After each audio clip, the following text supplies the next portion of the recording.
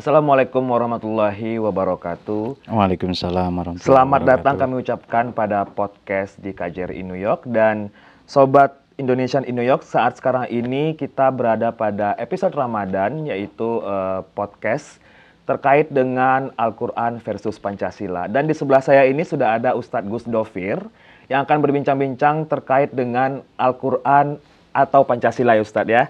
Baik. Oke, selamat sore Ustadz, apa kabar? Alhamdulillah baik. Baik ya. Menurut Ustadz bagaimana keterkaitan antara Al-Quran dan Pancasila ini? Baik, mula-mula begini. Ada salah satu om saya di Perancis, itu namanya Jean-Jacques Rousseau. Dia seorang filosof ya, mengatakan bahwa bukunya bagus sekali, Du Contrat Social atau Social Contract. Beliau katakan begini, kalau agama dan negara dibentur-benturkan, rata-rata negara yang kalah. Kemudian maka negara ini butuh agama, dalam tanda kutip di bahasa beliau ya, la religion civile atau civic religion, agama sipil, agama madani. Dia bukan agama, tapi mempersatukan, mengakomodir, mempertemukan semua agama, mendamaikan semua agama. Di Eropa namanya konstitusi, di Indonesia namanya Pancasila.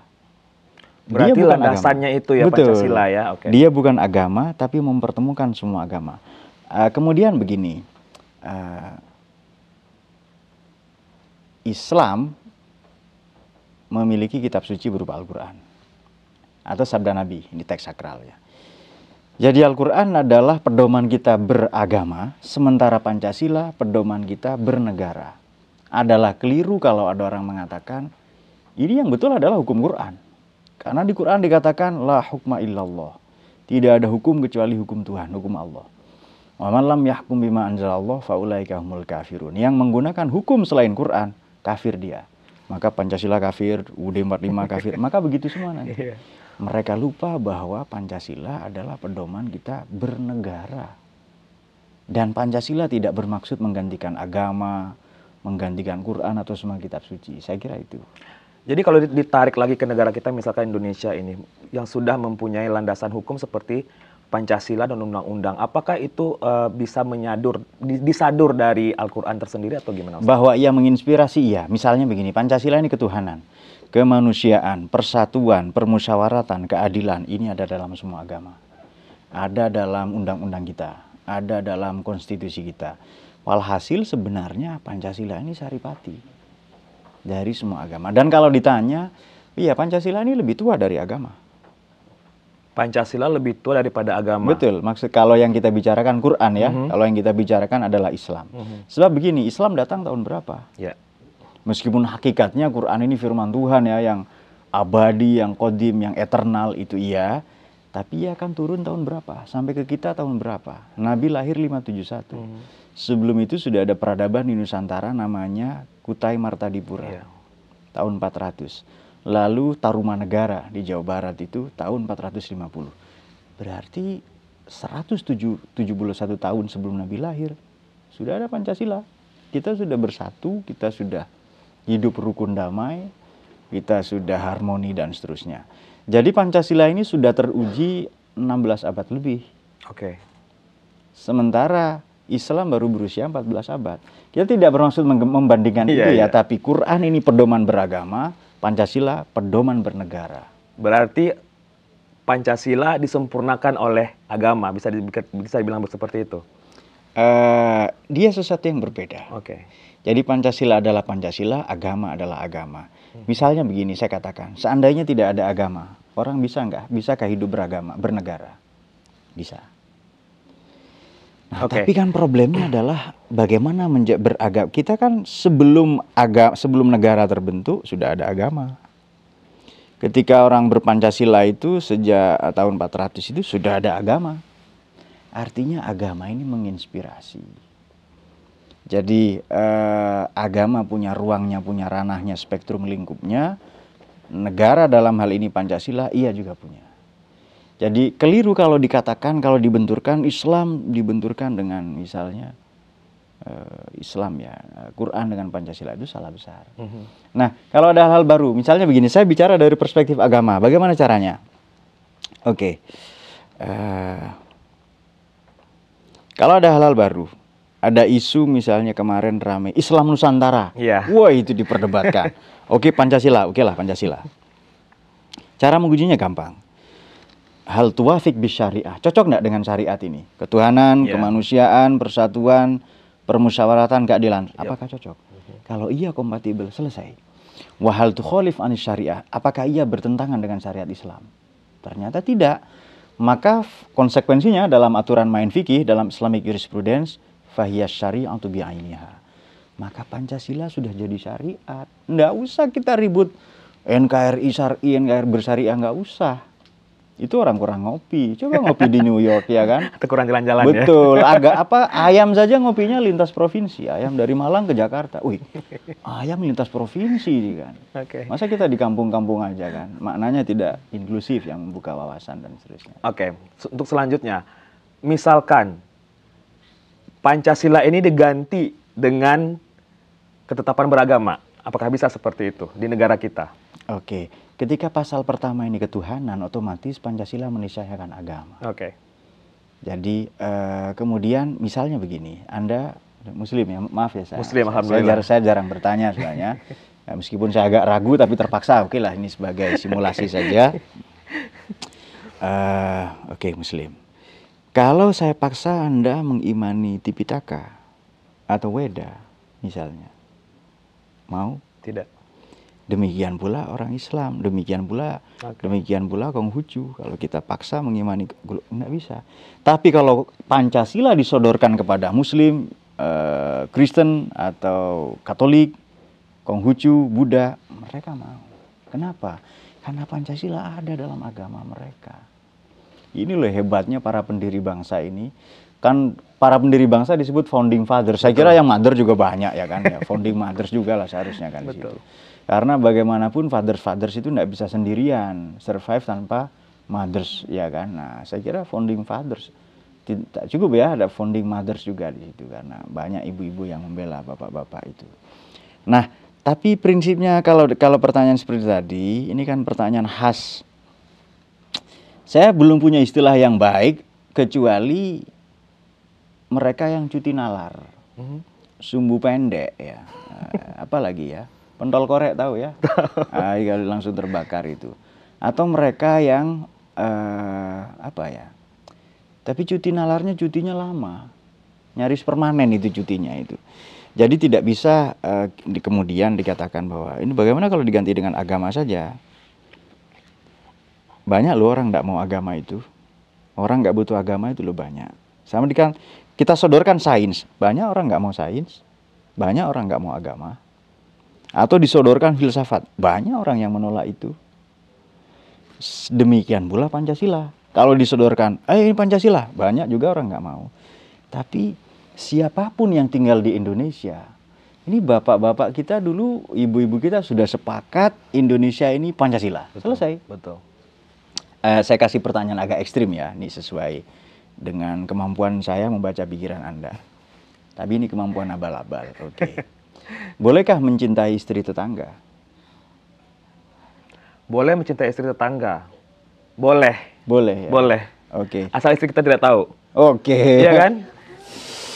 Oke, boleh mencintai. Oke, menarik. Ya, maksud saya begini. Kan setiap manusia itu ialah... Ini justru saya hostnya ini kan? Oke. Maksud saya mencintai yang baik, yang cantik-cantik. Maksudnya yang indah-indah. Oke. Tuhan mencintai itu kan? Iya. Artis siapa ya, yang paling misalnya siapa? Sandra Bullock, tapi yang muda. Sandra Bullock boleh. muda ya, oke. Sandra Bullock tahun 90-an. Dia misalnya dia sudah bersuami, bolehkah kita mencintainya? Sekedar mengagumi boleh, tapi mencintai tidak boleh. Oke, saya katakan bahkan mencintai boleh. Boleh bebas Boleh, ya? mencintai itu. Boleh. Tapi memilikinya? Tidak. Nah, Indonesia ini sudah menikah dengan Pancasila. Dengan UUD 45 silahkan yang ngaku cinta Indonesia HTI atau apa. Wah, ini kita ganti Indonesia ini dengan khilafah karena kita cinta Indonesia. Boleh cinta Indonesia tapi memilikinya, sorry bro. Indonesia sudah nikah dengan Pancasila, itu dia. Ini analogi sederhana. Oke, oke, Nggak oke. karena kangen istri kan jauh dari rumah atau apa kan analoginya harus begitu. Betul, betul. Jadi boleh mencintai, Boleh ya, Ustadz, ya? Yang tidak boleh memiliki. Nah, berarti boleh mencintai, tidak boleh memiliki. Apalagi sekedar mengagumi tadi boleh. Ya, oke. Oke, selanjutnya Ustadz, kalau kita lihat juga dengan Tapi kalau cinta istri tetangga terus lalu lupa istrinya sendiri itu kelainan pasti itu ya. itu yang tidak boleh. Nah, oke, Iya. lanjut ya. Oke. Kalau Karena ada suara penonton nggak puas tadi Oh, kayaknya. gitu. Oke ya. Kita mengakomodasi itu baik. Oke, kalau menurut Ustadz sendiri dengan Pancasila dan undang-undang itu kan sudah satu di Indonesia. Oke. Ya. Untuk kedepannya seperti apa? Apakah harus berjalan seiringan dengan agama atau seperti apa? Bagus pertanyaan itu. Jadi begini, sebelum Indonesia sebagai republik ada atau taruhlah namanya Nusantara atau apalah archipelago atau apa namanya. Kira-kira manusia Indonesia, manusia yang mendiami Kepulauan Nusantara sudah beragama atau belum? Manusia mendiami Kepulauan Nusantara di saat itu sudah. Sebagian tentu tidak beragama mungkin kan ya, tapi secara umum pasti beragama. Kepercayaan ya. Entah Hindu Buddha, animisme, dinamisme, kapitayan, ya mungkin ada agama-agama lain kita tidak tahu ya. Tapi yang jelas negara adalah sesuatu yang datang kemudian setelah manusia dan agama. Maka negara harus mengakomodasi itu. Agama harus memberi ruang untuk itu. Caranya yang paling tepat memberi ruang ya Pancasila. Karena sila pertama ketuhanan. Betul. Pertanyaan, kemanusiaan ada dalam agama? Ada. Persatuan? Ada. Permusyawaratan? Ada. Bahkan Qur'annya jelas, Ali Imran 159. Kemudian keadilan? Ada. Bahkan keadilan adalah Islam itu sendiri. Betul. Berarti selesai, nggak ada persoalan. Terus kenapa ada orang yang masih mempersoalkan? Dia kurang kerjaan. Atau memang kerjaannya mempersoalkan itu sebab dia dapat income dari itu. Nah, mata pencarian. Betul, dia memang ingin memecah belah bangsa dan seterusnya. Siapa sih lebih tahu tentang negara selain para pendiri? Betul. Mereka arif sekali, bijaksana. Semoga Allah memuliakan mereka, memberikan kedudukan yang terhormat di sisinya. Mereka arif, tahu masa depan, sudah melihat nanti akan ada cekcok begini. Ini loh pakai Pancasila saja sudah ribut. Apalagi pakai satu agama. Betapa luar biasanya para pendiri founding mothers ya, bukan hanya founding fathers, tidak menjadikan Indonesia sebagai religion state tapi sebagai nation state. Nation state, ya. Sebagai negara bangsa. Dan di undang-undang itu kita, pakai bahasa Belanda disebut Rechtsstaat, negara hukum. Itu keren banget itu. Oke. Itu sesuai dengan Piagam Madinah ya, Madinah Charter yang digagas Nabi, sesuai dengan human right, banyak hal itu. Ini menandakan bahwa Pancasila ini diterima semua kalangan. Terus kok ada yang tidak nerima Pak, ini begini. Saya kira kalau tidak setuju Pancasila, simple, pergi saja dari Indonesia ya kan. Itu simple banget itu. Nah, kita harus toleran. Indonesia negara demokrasi. Kita wajib toleran kepada apapun dan siapapun. Tapi satu hal, kita wajib intoleran kepada intoleransi itu sendiri. Wajib toleran kepada intoleransi itu sendiri. Saya ulangi ya, ini. Memang bahasa filsafat ini agak sulit. Iya, betul. Tapi ada yang lebih sulit. Jangan bilang siapa-siapa. Bahasa wanita. Oke, kita teruskan ini. Jadi Indonesia negara demokrasi, wajib toleran kepada apapun dan siapapun. Perbedaan agama, mazhab, aliran. Tapi kita wajib intoleran kepada intoleransi. Jadi intolerance of intolerance. Kita wajib intoleransi kepada intoleransi itu sendiri. Kenapa? Dia memecah belah bangsa. Dia musuh agama, musuh negara. Sekarang narkoba memecah belah kita kan. Ini musuh agama, musuh negara. Oknum ustadz, oknum kiai, oknum habib. Tapi memecah belah republik ini. Dengan pemilu atau politik sara dan kemarin politisasi agama, gerakan populisme kanan dan lain-lain. Kira-kira kalau ada tokoh agama macam itu, dia musuh agama atau musuh negara? Dua-duanya. Dua-duanya, maka dia berhak dilawan. Harus dilawan. Jangan diam, itu kita jihad sebenarnya di situ. Dia merusak Indonesia kok. Ya. Tapi kan dia pakai baju apa, gamis. Kambing kalau dikasih baju gamis ya tetap kambing namanya. Betul. Oke Ustadz, kita coba melihat lagi ke masa lalu ya. Seperti di tanah Arab.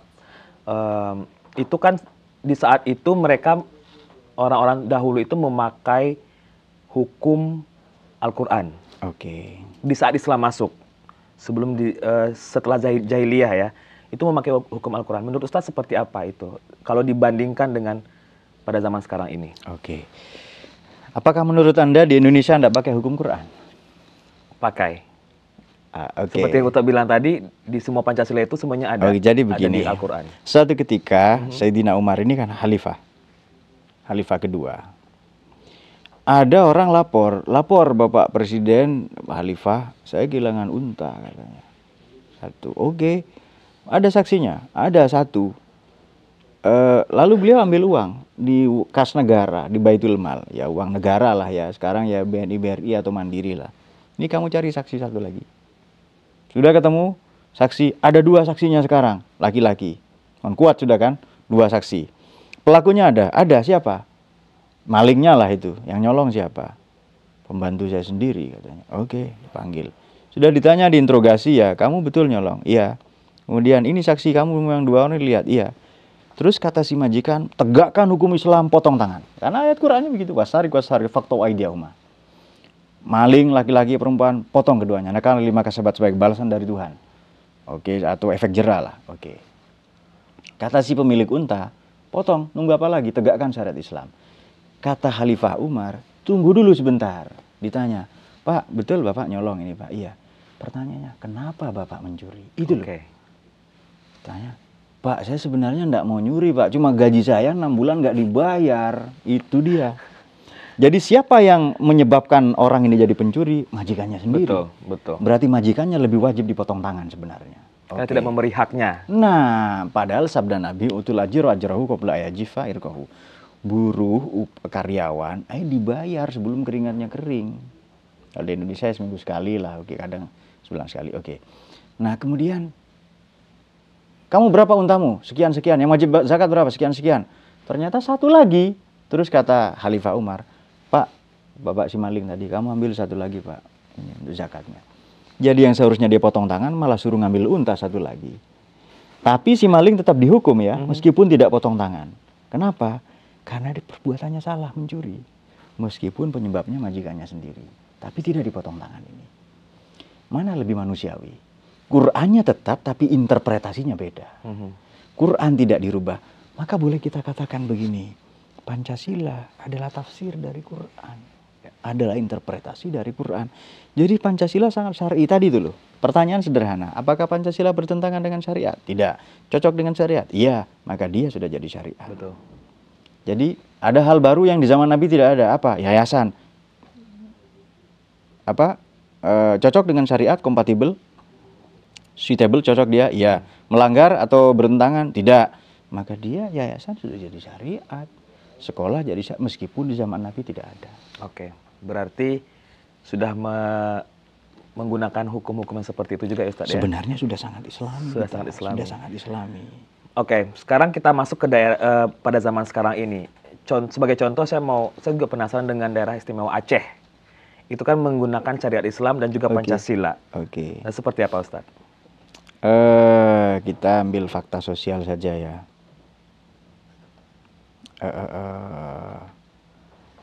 Banyak di sana, misalnya ya di Aceh ini ya, korupsi banyak. Pasti. LGBT apa ada, kemudian narkoba ada juga.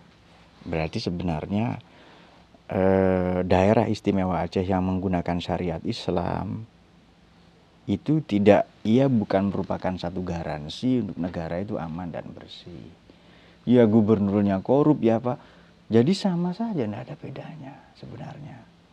Jadi hukum-hukum seperti itu, misalnya Aceh ini provinsi Islam, daerah istimewa, menggunakan syariat Islam. Saya kira di Sumatera Barat juga sama. Jadi ada Basandi Sarak Basandi Kitabullah yang. Kebetulan saya orang Sumatera Barat. Oh baik. Ya. Selamat. Baik, iya. Saya kira sama saja di sana ketat juga kan. Yeah. Tapi yang korupsi ya tetap korupsi, yang maling ya maling ya Pak. Berarti ada missing link di situ, ada yang misconception di sana. Jadi secara gampang ini kok menggunakan syariat Islam, menggunakan Pancasila juga. Tidak ada jaminan sebenarnya ya orang beragama ini menjadi baik. Saya ulangi, ini takut salah paham. Tidak ada jaminan orang beragama menjadi baik. Ya dia bisa baik, bisa buruk, sama saja. Tapi jauh lebih bisa dipastikan buruk sama sekali kalau orang tidak beragama. Betul. Nah, itu dia. Jadi tidak bisa dipastikan ada keberhasilan dalam saya mencoba memperbaiki diri beragama. Tapi tidak mencobanya, tidak memperbaikinya, sama sekali gagal 100%. Demikian pula tidak hanya beragama ya, bernegara misalnya. Sebab begini, kadang betapa banyak ya orang yang mencari pelarian. Ini dikritik oleh ya saya, Karl Heinrich Marx ya. Jadi agama ini kan ada bangunan bawah, bangunan atas. Jadi ada bangunan atas ya, ada bangunan bawah, Oberstuben, bangunan dalam bahasa Jerman ya. Bangunan bawah ini ekonomi. Kalau ekonomi sudah kuat, orang, agama, politik, kemudian apa lagi, kesenian, musik, beres. Kalau ekonomi sudah kuat, tapi kalau ekonomi rapuh, ya nggak bisa. Ternyata coba sekarang agama peduli nggak pada ekonomi ini? Zakat dengan apa? Dulu zakat ini menarik ya. Di zaman Nabi zakat ini hanya diberikan ke satu orang, kadang 2 orang. Jadi orang se-New York zakatnya hanya 2 diberikan kepada. Ini tahun depan sudah bukan lagi mustahik tapi muzaki ini. Pemberi zakat. Betul, tahun depan sudah tidak berhak menerima zakat, dia sudah miliarder. Nah sekarang kan banyak salah sasaran. Nah, dan seterusnya. Jadi sebenarnya prinsip-prinsipnya ada, nilai-nilainya ada, tinggal terapan-terapannya saja mungkin kurang baik di antara kita. Nah, jadi kalau agama dengan Pancasila, agama punya ranahnya, Quran punya ranahnya sendiri, Pancasila punya ranahnya sendiri. Kemudian kalau ditanya apakah bertentangan, jelas tidak. Sebab ia terinspirasi dari semua ajaran dalam kitab suci. Dan bisa berjalan seiringan ya? Betul, sangat bisa. Ya pasangan suami istri lah, itu gampang. Jadi, tadi dikatakan, Pak saya ingin Indonesia menjadi negara yang bersyariah, NKRI bersyariah. Ini sederhana saja, kembali ke tadi itu. Ingin menolong Indonesia, katakan saja bahwa Indonesia sudah menikah. Anda boleh mencintai Indonesia, tapi tidak bisa memiliki. Tapi tidak bisa memiliki. Dan di Indonesia ini punya 3 sumber daya. Itu dari surat Ibrahim ya. Wahai manusia, ya Yohanes, alam taro illadzina baddalu ni'matallahi kufran. Wahai umat manusia, anak-anak muda ini, alam taro mengapa tidak kamu riset, observasi, studi kasus. Ilal ladzina pada mereka oknum-oknum baddalu yang memanipulasi, menyelewengkan, memaaf dan lain-lain. Kita dianugerahi oleh Tuhan nikmat Allah di Indonesia. Mereka yang manipulatif itu wa ahlu dan membawa kepada kita rakyat Indonesia qaumahum ya, darul bawar menuju negeri yang krisis. Pertanyaan sekarang, nikmat Allah di Indonesia ini apa? Oke, nomor 1 human resources. 2 natural resources, sumber daya alam. Kita punya satu lagi yang tidak dimiliki bangsa lain, ideological resources, sumber daya ideologi, Pancasila. Maka kalau mau merusak Indonesia 3 ini, manusianya, alamnya, atau Pancasilanya. Nah silahkan ini kalau ini rusak, selesai. Habis ini. Oke, baiklah Sobat Indonesia in New York, sangat menarik sekali pembahasan kita pada sore hari ini. Sebelum kita tutup, saya mau mendengarkan dulu pesan dan kayaknya sepertinya pesan atau sampaian kepada Sobat Indonesia in New York mengenai Al-Quran versus Pancasila ini. Oke, Sobat Indonesia in New York, saya terima kasih sudah diundang di acara yang sangat istimewa ini. Soal agama, soal Pancasila dan Al-Quran secara gampang begini. Pancasila adalah pedoman kita bernegara, kemudian Al-Quran adalah pedoman kita beragama. Jadi dua-duanya bisa jalan bareng. Pancasila tidak bermaksud merubah Pancasila. Pancasila juga demikian, sebab ia mendapati inspirasinya dari semua kitab suci. Jika demikian, kita tidak dikatakan umat beragama yang baik sebelum bernegara dengan baik. Artinya kalau mau menjadi muslim yang baik, berpancasila lah. Kalau mau menjadi warga negara yang baik, beragamalah dengan baik. Saya kira itu. Dan kalau mau jadi lebih baik, dua-duanya itu beriringan ya? Betul. Beriringan. Betul. Oke, Sobat Indonesia in New York, mungkin ada apa Ustadz, kayak promosi buku. Tadi saya mendengar ada buku ya, silakan Ustadz. Tahun ini saya mendapat banyak sekali nikmat ya, anugerah dari Tuhan ya. ya berkunjung ke New York Iya. ya. Nah, Idul Fitri ini insya Allah saya akan launching buku saya di Kompas Gramedia, yakni Filsafat untuk Pemalas.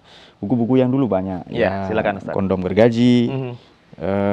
Filsafat Timur, Peradaban Sarung, jangan salah dengan judul ya, Mari Menjadi Gila, Nabi Muhammad bukan orang Arab. Wih, banyak dikritik nih. Pasti udah banyak dikritik Nah, itu. tapi memang begitu ya, saya kadang bikin yang twist-twist seperti itu, saya bikin orang penasaran karena kata teori ekonomi kuno, penasaran sama dengan pemasaran. Nah, semakin orang penasaran, semakin pasar nanti. Pengen Nah, tahu, pengen beli oke, gitu ya. Oke, jadi ya tetap religius, tetap kapitalis, tapi kapitalis yang religius lah, kira-kira seperti itu. Oke. Baiklah Sobat Indonesia in New York, demikianlah podcast kita pada kesempatan hari ini, yaitu di tema Al-Quran versus Pancasila. Saya ucapkan terima kasih kepada Bapak Ustadz. Sama-sama. Ya, Assalamualaikum warahmatullahi wabarakatuh.